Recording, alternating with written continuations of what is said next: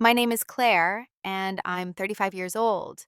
Last night, I walked away from my 10-year marriage during what was supposed to be our anniversary celebration.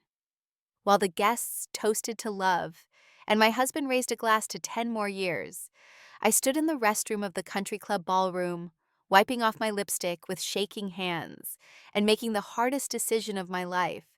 I didn't scream. I didn't throw wine. I didn't cry. I simply walked out. I left behind the candlelit table, the slideshow of memories, the little cake with forever piped across it in cursive. I left behind the man I once believed was my soulmate. And I did it because of something I heard while standing in that bathroom stall, something I'll never be able to unhear. 10 minutes earlier, I had gone to freshen up.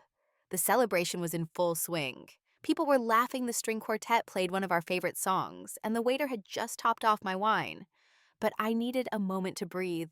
The smile on my face had begun to ache. You know that feeling when you're performing the role of happy wife so well, you almost start to believe it. I was in the second stall when the door opened, and I heard the familiar click of my mother-in-law's heels. I stayed still, not wanting to interrupt her phone call or whoever she was with. But she wasn't on the phone. She was talking to her sister, I later realized, and she was talking about me. Claire's fine, she said.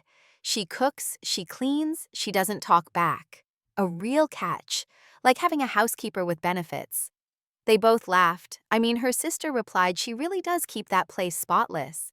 Do you think she'll ever ask to be added to the family trust? My mother-in-law answered.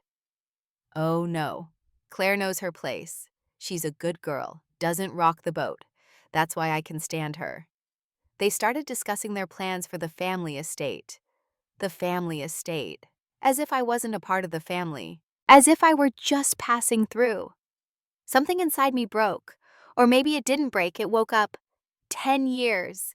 10 years of cooking every Sunday meal, of smiling through subtle insults, of planning every birthday, holiday, and family trip. 10 years of nodding, biting my tongue, trying to be enough. 10 years of pretending not to hear when she introduced me as our Matthew's wife, never our daughter-in-law, never Claire. 10 years of being grateful to be tolerated. And in that moment, I realized she didn't love me.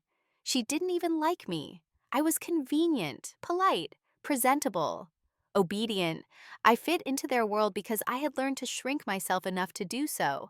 But I had never been accepted. Not once. I waited until they left the restroom, then walked out and stared at myself in the mirror. My lipstick was perfect. My dress fitted like a dream. I looked like someone who belonged at that party, but I felt like a stranger in my own life. I reached into my clutch and pulled out the envelope I had written 2 weeks earlier, a just-in-case letter. A letter I had written after a long silent dinner with my husband and his mother, where they discussed real estate investments as if I wasn't there. Inside was the signed divorce agreement. I had filled it out one night after crying in the laundry room so no one would hear me. I had brought it to the anniversary dinner not out of drama, but out of quiet preparation. Somewhere deep down, I must have known. I placed the envelope in my bag, took one last look in the mirror, and walked back into the ballroom. My husband was laughing with his brother. The guests were chatting over dessert. I walked straight to the table, tapped his shoulder, and said, "I need to talk to you outside." He looked confused, then annoyed, but he followed me. On the patio under twinkle lights and string music, I handed him the envelope. "What's this?" he asked. 10 years, I said, and that's all I was to your family, a quiet servant who knew her place. Claire, what are you talking about? I was in the bathroom, I said softly. I heard everything. He opened the envelope. His face paled. You're not serious. I'm completely serious, I said, stepping back. I'm not angry. I'm just done. And then I walked away. When I first met Matthew, I was 25, working in marketing at a small agency downtown. I wasn't looking for love. I was still building my career, paying off student loans, and trying to prove myself in a world that never quite took young women seriously, unless they wore the right shoes or spoke like they knew every answer. He was charming, steady, a little older, a financial advisor with family money, a polished apartment, and an ease I had never known. He listened when I spoke, or at least he seemed to. On our third date, I told him I wasn't sure I wanted kids right away, that I wanted to travel first, maybe live abroad for a year. He smiled and said, "We'll figure it out together." That's what he always said, "We'll figure it out together." And I believed him. We married a year and a half later after a whirlwind engagement. His mother wanted a big church wedding, and I didn't want to cause waves. So I nodded through every meeting with the planner, every suggestion about the dress, the flowers, the guest list. I paid for my own gown, my own bachelorette trip, even contributed toward the honeymoon, though Matthew said we didn't have to. I thought I was being fair, contributing, a partner. His mother never called me by name. Not really. "This is Matthew's fiancée," she'd say to her friends. Later, I became Matthew's wife. I wasn't Claire. I was a role. In the beginning, I brushed it off. New family, new culture. They were old school, formal, wealthy in a way I wasn't used to. I thought if I just worked hard enough, if I cooked the right meals, wore the right clothes, sent the perfect thank you notes, I'd earn my place. I gave up small things at first. My Sunday yoga class because his parents expected us for dinner every week. Girls' trips because Matthew said, "You've had your fun, babe." Late nights at work because what's the point if you're never home to enjoy the house? Eventually, I gave up my job altogether. It was supposed to be temporary. I had just gotten promoted, but the hours were long and we were trying to conceive. Matthew suggested I take a break to focus on starting a family. "We can afford it," he said. "And Mom thinks it's best if you slow down now." Mom thinks. I gave notice, cleaned out my desk, left the world I had built to enter one I didn't quite understand. Homemaker, stay-at-home wife. It sounded noble, even romantic, until I realized it was a cage dressed in Pottery Barn catalogs. The days blurred together meal plans, grocery lists, dinner parties.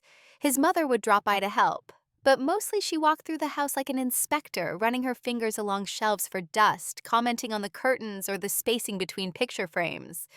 Once she brought a friend over and gave her a tour. When they reached the kitchen, she said, "Claire has really made herself useful here. Matthew's lucky. Useful. Like a food processor. Or a mop." I smiled through it. I always smiled. I organized fundraisers, volunteered at charity events she supported, and baked cupcakes for church even though I hadn't been raised religious. I became someone I barely recognized, but she approved of that person. She even called me dear once. I was so shocked I wrote it in my journal.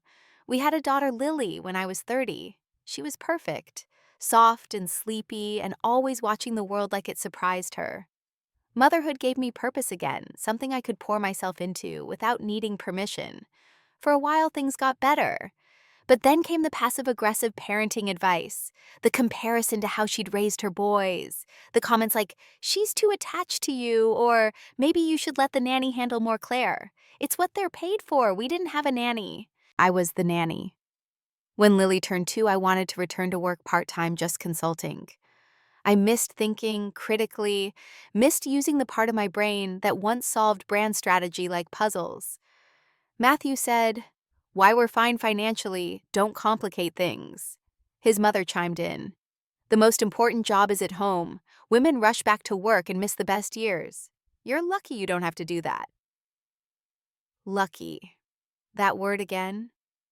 I wasn't lucky. I was fading. Even our bedroom conversations had changed. Matthew was still kind, still thoughtful in the ways he'd always been. But he stopped asking about my day, stopped caring about the dreams I'd once shared.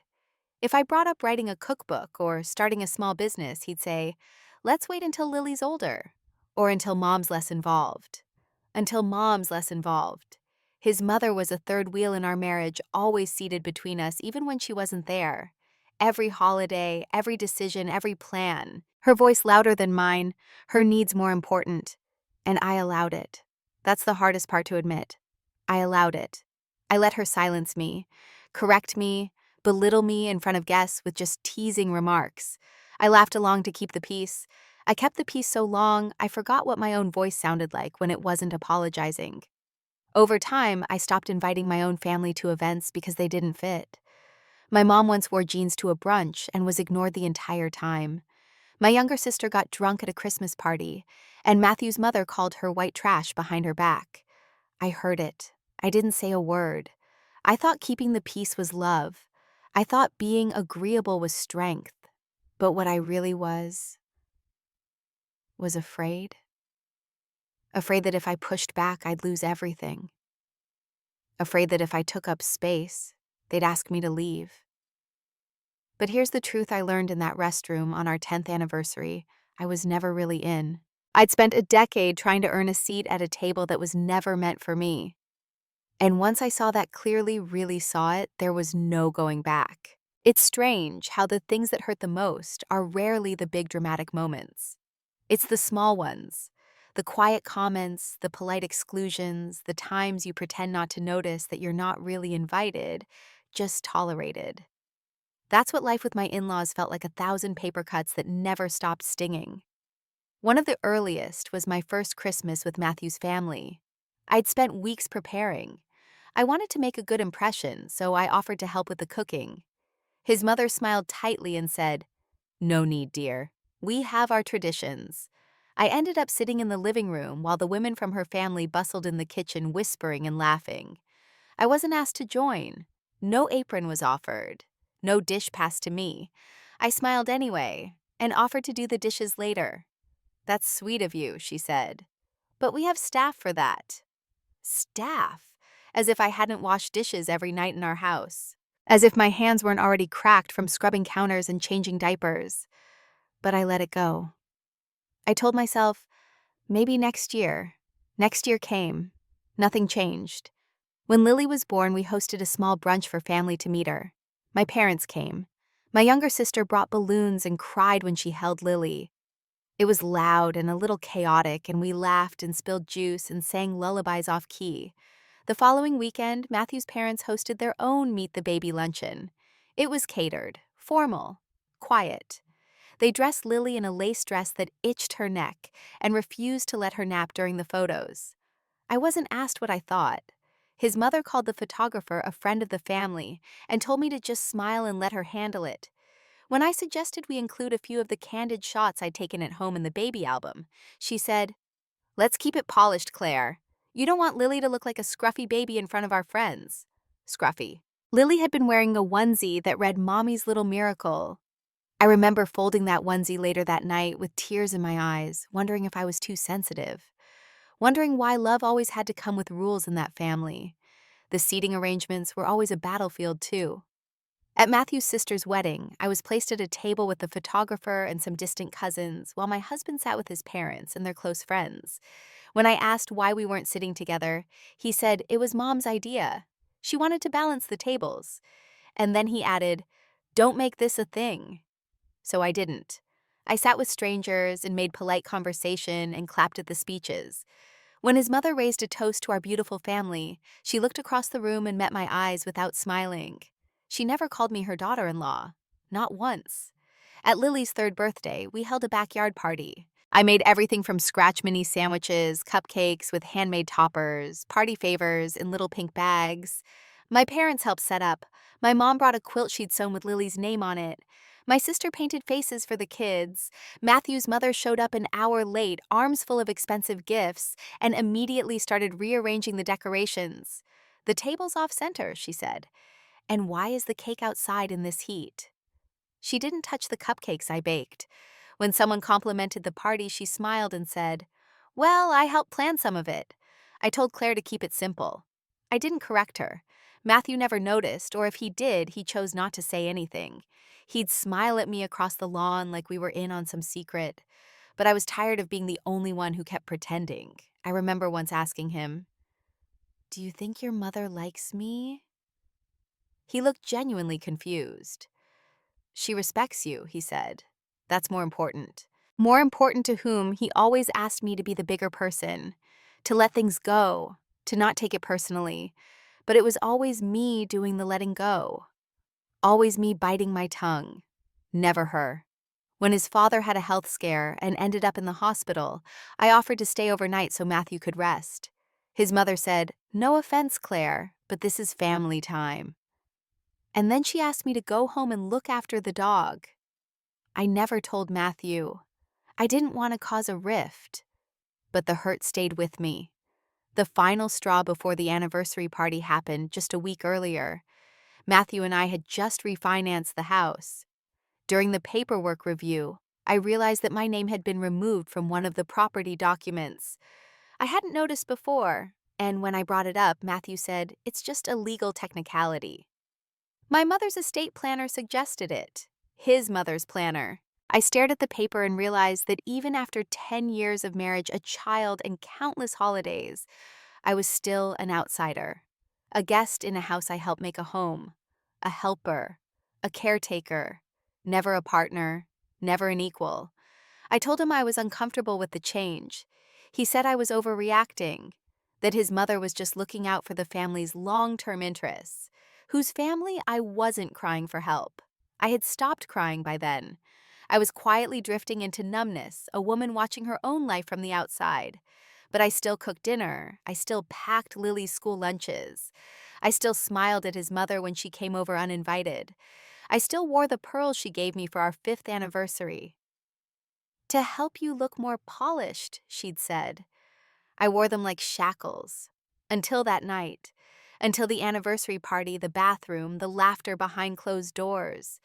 Until I heard her describe me not as a daughter, not even as a friend, but as a utility, a housekeeper with benefits. That was when the numbness wore off. That was when the woman who smiled politely died. And the woman who walked out, she was someone new. The night of the anniversary began like a fairy tale. The country club ballroom was glowing with gold string lights, ivory tablecloths, and champagne flutes that sparkled under the chandeliers.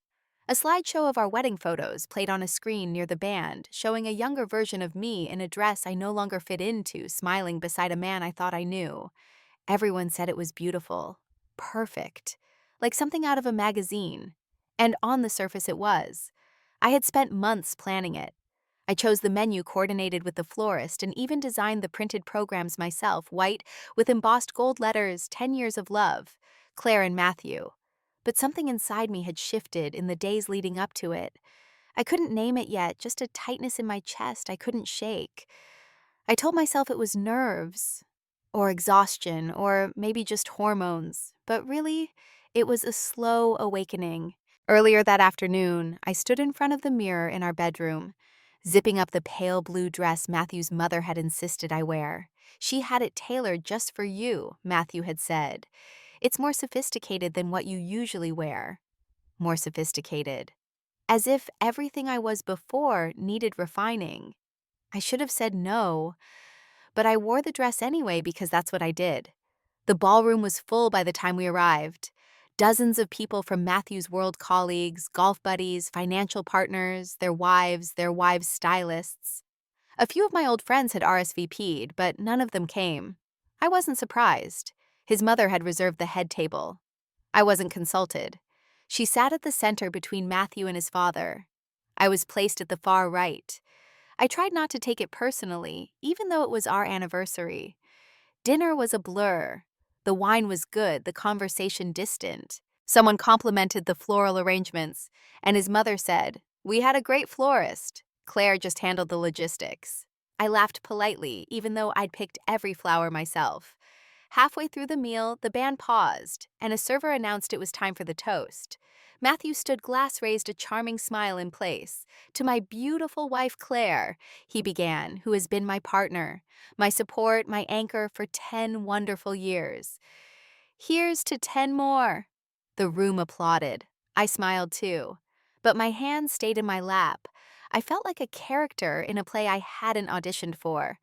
After the toast as guests resumed eating, I excused myself. I said I needed to fix my lipstick. The bathroom was quiet and cold. I stood at the sink staring at my reflection. My makeup was perfect. The dress hugged my waist. My hair was pinned just the way his mother liked it, neat and elegant. I looked like someone else's version of a good wife. That's when the door opened and I heard her voice. "I know she means well," she was saying, "but really she's like a live-in housekeeper with a wardrobe." Her friend chuckled. "At least she's quiet." "She knows her place," his mother replied. "That's the only reason I can stand her. They didn't know I was in the stall." I stood still, breath caught, fingers clenched. I felt like I'd been hit in the chest. I waited until they left. Then I opened my bag and took out the envelope I had carried all night. It had my name written in my own handwriting. Inside was the signed divorce agreement I had quietly prepared 2 weeks earlier. I didn't plan to use it. Not really.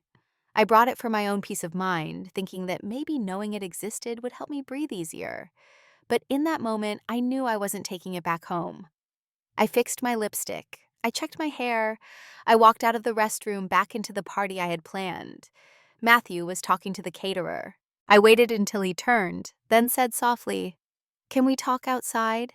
He looked confused, then concerned. Now, yes, just for a minute.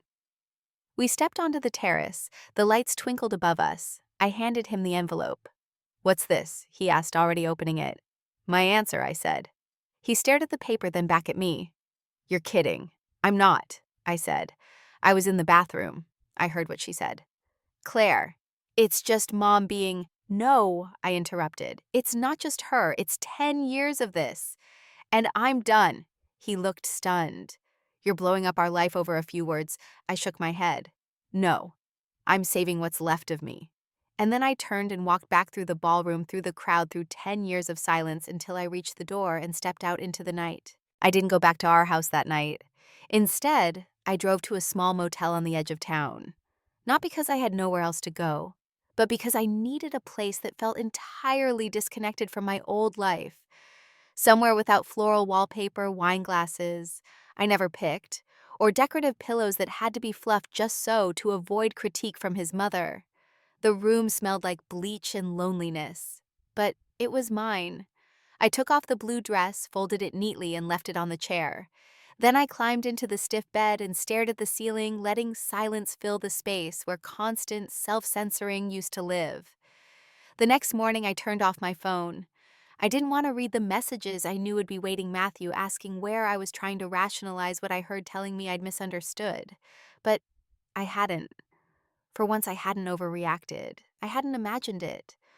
I wasn't being too sensitive. I had heard the words plain and cruel, and I wasn't going to swallow them just to keep the peace. I stayed at that motel for 2 nights. On the third day, I packed my bag, checked out, and drove to my parents' house. My mother opened the door before I even rang the bell, like she'd been waiting. She didn't say "I told you so." She didn't ask what happened. She just opened her arms and let me cry until I couldn't anymore. I hadn't been home in over a year. Not since Christmas, when Matthew insisted we split holidays, and I spent the entire time explaining away his absence. "He's just really close to his mom," I'd said. "He'll come next year." He never did. The first week back was awkward. I was 35, sleeping in my childhood bedroom, surrounded by old posters, high school trophies, and a dusty bookshelf full of yearbooks and forgotten journals. But it was also comforting in a way I didn't expect. I didn't have to perform here. I didn't have to explain why I wanted the thermostat higher or why I needed space to breathe. Lily stayed with Matthew that first week. He was angry, but not shocked. I think in his own way, he knew this had been coming. Maybe not that night, not at our anniversary dinner, but the slow unraveling had been visible for years. He called a few times. I didn't answer, not yet. Instead, I started writing again. That might not sound like much, but to me, it was everything. Before marriage, before motherhood, before losing myself, I had dreamed of writing. Not for an audience, not even to publish, just to tell the truth. Any truth. Even if no one read it. I found an old laptop in my parents' garage, dusted it off, and began typing at the kitchen table while my mother gardened outside, and my father pretended not to listen from the other room. I wrote about silence, about invisibility, about being enough for everyone but myself. After a week, I filed the divorce papers officially. Matthew didn't fight it. He offered joint custody of Lily, equal division of property, and no questions asked. I thought I'd feel relief, but I mostly felt empty. The real turning point didn't come in the courtroom or the lawyer's office. It came one evening when Lily crawled into my lap after dinner and said, "Mommy, why don't you wear makeup anymore?" I looked at her tiny face, her big eyes, so much like mine at that age, and I answered honestly, "Because I'm learning to like my real face again." She blinked at me, then kissed my cheek. I like your real face too. That night after she fell asleep, I stood in the bathroom mirror and touched my bare skin. No foundation, no lipstick, no effort to be put together. Just me, Claire, a woman learning how to be visible again. I took small steps. I applied for a part-time position as a content writer for a local company. It wasn't glamorous, and the pay wasn't high, but it was a start. I hadn't worked in years, and my resume was mostly blank, but I sent it anyway. They called me the next day. By the end of the month, I had a job, an apartment, and a life that felt shaky but real. The apartment was tiny, just 2 bedrooms and a balcony that overlooked a grocery store parking lot, but it was mine. I hung pictures on the wall that I picked out. I bought mugs I liked. I arranged the furniture how I wanted. Lily adjusted better than I thought she would. Kids are so much more adaptable than we give them credit for. She loved the bunk bed I bought her, the tiny kitchen we painted together, and the little reading nook we made with fairy lights and bean bags. She never asked why Daddy wasn't there at night. Maybe she already knew. One afternoon, a package arrived. No return address. Inside was the blue anniversary dress, neatly folded with a note, "I thought you might want this back. Or burn it. Up to you. M." I folded the dress and placed it in the donation bag. Someone else could wear it. Someone who needed it for a party she actually belonged at. Then I brewed a cup of tea, opened my laptop, and wrote my story. Not for a judge or a blog or a therapist, but for me. I wrote about a woman who spent 10 years trying to be accepted by people who never planned to love her. A woman who realized that being good enough for others was not the same as being true to herself. A woman who finally walked away from a life of quiet suffering, not because she stopped loving, but because she started loving herself. The twist in my story wasn't that I left. The twist was that I didn't break. I didn't fall apart. I didn't disappear. I didn't shrink. I expanded. And in that expansion, I began again, not as someone's wife, someone's daughter-in-law, someone's useful presence, but as Claire. Just Claire. And that for the first time in years was enough. It had been 4 months since I walked out of the anniversary dinner when Matthew showed up at my apartment. I heard the knock while Lily and I were making pancakes for dinner. She was standing on a stool holding the whisk like a magic wand flower in her hair. I opened the door without thinking, and there he was. He looked different, tired, unshaven. The crisp, polished version of him had faded into someone's softer, messier, realer. His tie was gone, his shirt wrinkled, and his eyes, those same eyes I had once trusted without hesitation, were uncertain now. "Hi," he said. "Hi." We stood there for a moment, neither of us moving. Behind me, Lily was humming flipping imaginary pancakes. I didn't invite him in. I stepped outside and closed the door behind me. He shoved his hands into his pockets, glancing at the chipped paint on the stair railing. "I didn't know where else to go," he said. I waited. "I've been thinking a lot about what happened, about what you said, about Mom, about me." I said nothing. I had learned to let silence work for me instead of against me. He shifted his weight. "I know you don't owe me anything, but I wanted to say I'm sorry for all of it, for the things I didn't see, for not standing up for you, for letting her control so much, for taking you for granted." Still, I said nothing. He looked down. "You were right. You were always right. I just never wanted to admit that the comfort I felt came from you doing all the bending. I never realized how small you had to make yourself to keep our life running so smoothly." His voice cracked a little. That surprised me more than the apology. "I've started therapy," he said. "I know that's what people say when they want credit, but I'm not here for that. I just thought maybe someday we could talk. Maybe not today, maybe not this year, but someday." I looked at him closely. Not with anger, not with longing, just recognition. He had once been the man I chose to build a life with, but he wasn't that man anymore. Maybe he never was. "I don't hate you," I said. He exhaled, relieved. "But I don't want to go back. I know. And I don't want Lily to grow up thinking that love means silence, or sacrifice, or disappearing." He nodded. "Me neither." We stood in the soft evening air, Not as enemies, not even as friends, just as two people standing in the wreckage of what they had built together. He took a small envelope from his jacket pocket. "What's that?" "It's a letter," he said. "For Lily. For when she's older. You don't have to give it to her." But I wanted to write something that wasn't about blame or regret, just the truth. I took it without opening it. He turned to go, then hesitated. "She still asks for you," I said quietly. "Some nights." His shoulders tensed. "I miss her," he said. "Every day." "You can still be her father," I said. "But I won't let you be her example unless you show her what accountability looks like." "I will," he said. "I'm trying." And then he left. I stood there a moment longer, letter in hand, watching him disappear down the stairs and into the fading light. I didn't cry. Not this time. I didn't ache or wish things were different. I just felt done. Not broken, not bitter, just done. Inside, Lily looked up as I returned to the kitchen. "Was that Daddy?" I nodded. "Did he bring syrup?" I laughed. "No, baby, just words." "Oh, I like syrup better." "Me too," I thought. Healing doesn't arrive in big dramatic waves. It comes in whispers. It's the first morning you wake up and realize you didn't dream about them. The first time you make coffee and actually enjoy the silence. The first time your laughter isn't followed by guilt or regret. For me, healing looked like early mornings and small wins. It looked like walking Lily to school without makeup and not caring who saw. It looked like opening the windows while cleaning music, playing hair tied up.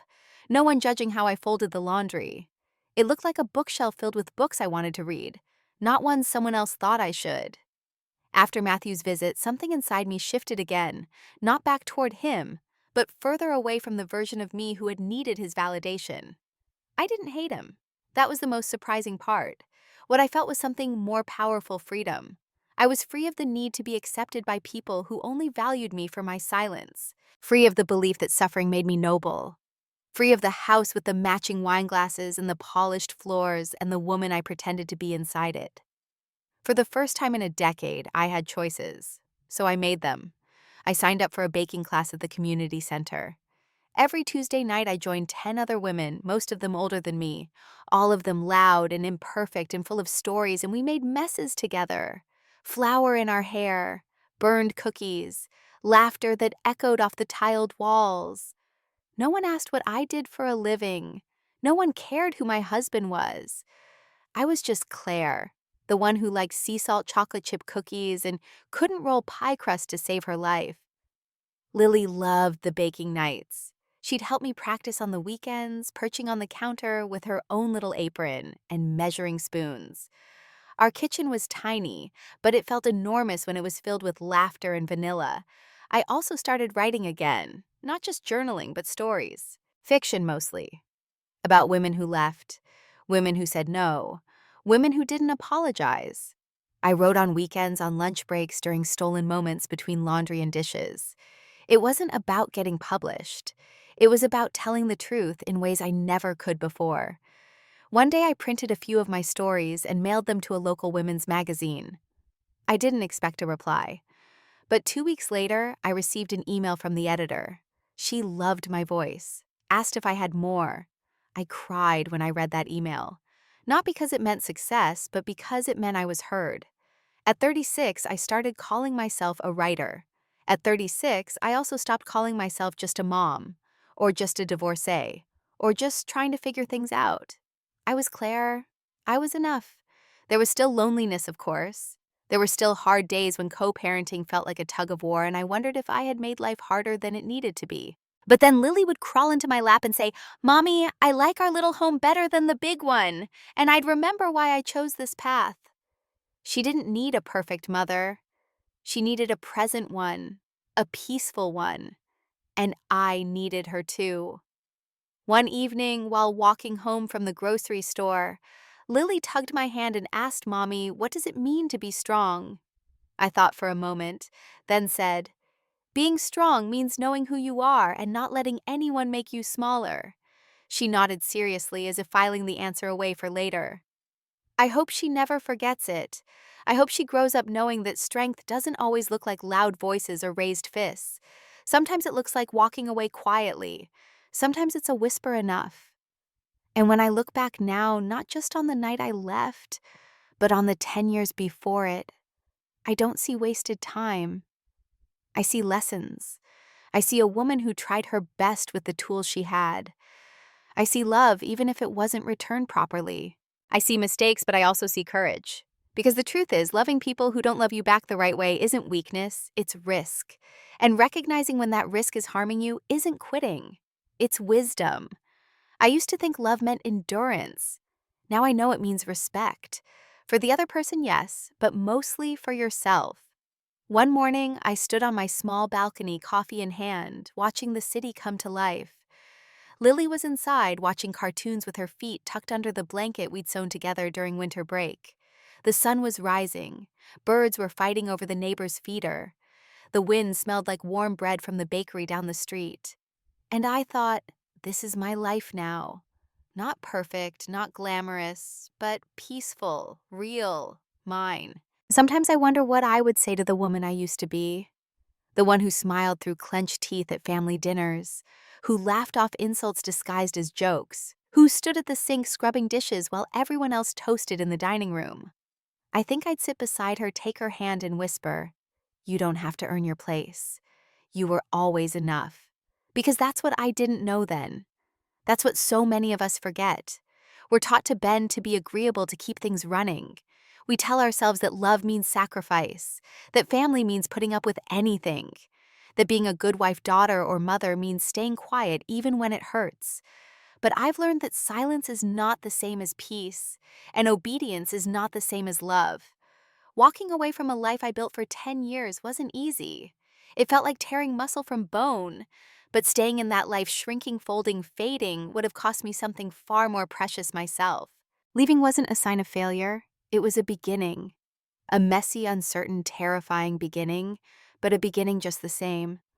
I found out who I was, not by being adored or accepted, but by being rejected, and still choosing to stand tall. It's strange, really. The moment you stop trying to be who others want you to be, the world suddenly opens up. You start meeting people who see you not the mask, not the role, just you. And that is the greatest gift I've ever given myself. Lily is growing up now. She's 7 and full of opinions and questions and bravery. She wears mismatched Faoi socks and sings loudly in public and tells me when she thinks I'm wrong. And I love that, because I want her to know she never has to make herself small to be loved. We talk about boundaries and honesty. We talk about fairness and respect. We talk about the hard things, not to dwell on pain, but to understand where strength comes from. One night while brushing her teeth, she looked up at me and said, "Mommy, I think you're brave." I didn't know how much I needed to hear that until I did. Not beautiful, not perfect, not strong. Brave. Because bravery isn't always loud. Sometimes it's a quiet decision in the middle of the night. A packed bag, a deep breath, a key left on the counter. Sometimes it's choosing to start over when no one understands why. Not even you. Bravery is knowing that your peace matters, that your voice deserves to be heard even if it shakes, especially if it shakes. I still get messages from people who knew me before. They ask how I'm doing. They ask if Matthew and I are friendly now. Some even ask if I regret leaving. And the truth is, no. I don't regret it. I regret staying so long. I regret silencing myself. I regret the version of me that believed she had to be chosen by others to feel valuable. But I don't regret the day I walked out. I don't regret the motel room. I don't regret the envelope. I don't regret starting over at 35 with nothing but a child and a will to live differently. If anything, I wish I had done it sooner. But I also know that sometimes we need to break to rebuild, to wake up. I needed those 10 years to see what I no longer wanted. I needed the silence to understand how much I craved my own voice. And now here I am. A single mom, a writer, a beginner again, and proud of it. I haven't found love again, not in the romantic sense, but I have found something better. I found myself. And now I want to speak to you, the woman reading this, listening to this, maybe sitting in a quiet kitchen after another long day. Maybe you've been told you're too much or not enough. Maybe you've been the one who always says yes, the one who holds it all together, the one who makes sure everyone else is okay while slowly falling apart inside. This is for you. You deserve more than tolerance. You deserve joy. You deserve softness. You deserve to take up space. You don't have to wait for permission to start over. You can rewrite your story at 30, at 50, at 70. There's no expiration date on reclaiming your life. It doesn't matter if you've never lived alone before. It doesn't matter if your hands shake when you say no. It doesn't matter if no one claps for you when you finally leave. The applause comes later from inside. When you wake up one morning and realize you belong to yourself, that's the moment everything changes. That's the moment you start to bloom. So if you're standing on the edge of a decision afraid to leap, let this be your sign. You're not alone. You're not crazy. You're not ungrateful. You're simply ready. And readiness is enough. The door is open. The world is wide. The next chapter is waiting. I'll leave you with this. The greatest love story you'll ever live is the one where you finally choose yourself. And that, I promise you, is worth everything.